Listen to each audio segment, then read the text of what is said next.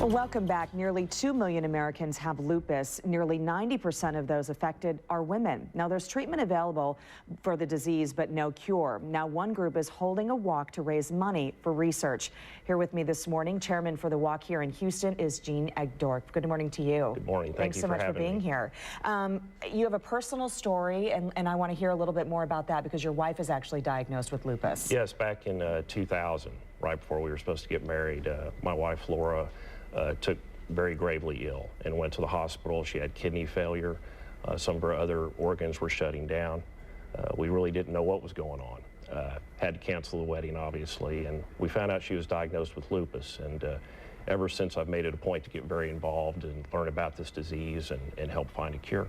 That's, I mean, it's an amazing story. And what were some of her symptoms even leading up to that? Well, a lot of what lupus is an autoimmune disease where the body's antibodies attack healthy organs and healthy cells. And so it's akin in some respects to rheumatoid arthritis and symptomology like that. So many folks may not even know they have it. They have joint pain, they feel fatigue.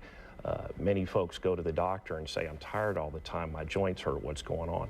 Many doctors aren't familiar with lupus, and so it's estimated there might be 2 million Americans that have it that don't even know it. Okay, and that's where all the question marks come in, and how this walk coming up later this year is going to help benefit. Talk to us about the money raised and how that's going to benefit lupus. The walks go around all around the country here in Houston and as well, and we've been having a walk in Houston for 3 or 4 years now.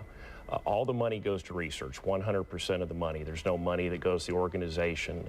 Johnson & Johnson, the head of Johnson & Johnson, Woody Johnson, pays for all the expenses for the walk so that all the money goes directly to research. Some of that's being done here in Houston at Baylor College of Medicine, some's in Dallas at Southwestern, so there's a local connection all the way around. And the good thing is it's livable, you can live with it, but you have to really be able to tackle this and get diagnosed and get the help that you need. It varies for people.